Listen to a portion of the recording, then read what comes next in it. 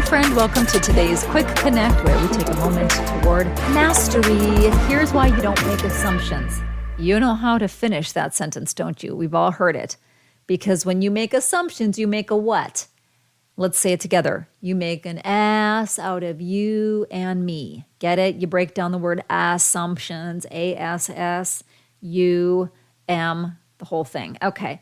But the reality is we are so quick to do this when we are emotionally involved or emotionally invested in something. Let me give you an example because this just happened to me this weekend, and it's why I wanted to share this thought with you. Something happened with a family member, and I had reached out to somebody to let them know, thinking that they would also be very interested in this information and that they would respond right away and probably say something really supportive like, hey, what can I do to help? Or I'm so sorry. How can I support you? Right? Etc. So I texted this message out, and then I was doing some other things, and I kind of was taking care of the issue at hand and sort of in the background of my mind waiting for the response. And the response didn't come, and the day started to go on, and morning came and went, and afternoon came and went. And I tell you what, by early evening, I had not heard back, and I had convinced myself throughout the course of the day, throughout the course of the hours, I had convinced myself that this person clearly did not want to be involved. Not only did they not want to be involved, they didn't care how I was doing. They weren't interested in how I was feeling or even to just lend any type of emotional support. They were just like, nope, not interested. That's what I thought. And just as I had spent all of this sort of angst contemplating why don't they want to be involved? Why are they not interested in this? I would think that this would really interest them, and I don't get it. After I spent so much mental energy burning through my curiosities and my confusions as to why this person wasn't at all interested in a critical matter of this nature. And I had just finally decided, okay, all right, I get it. I got it. Message received loud and clear. You're not interested in this. This is not important to you. Got it. Okay. And sure enough, about 2 minutes later, bling, in comes the text offering the emotional support, saying, I'm so sorry that you had to deal with this. What can I do to help?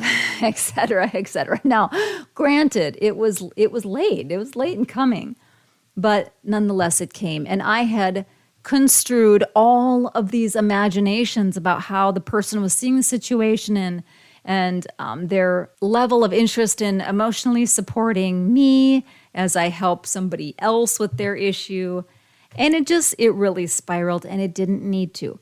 But it spiraled because I allowed my mind to wander in the light of an unmet expectation. See, I had put an expectation on the response. I expected the response to come quickly, and I expected the response to be as I know this person to be, kind and supportive and loving and reassuring and all of these things. And so I wasted so much mental and emotional energy being curious and confused and even upset and hurt about it. And it was totally unnecessary. This person just had events that they were attending during the day and just couldn't give it a time and attention in the same time frame that I felt like I needed it.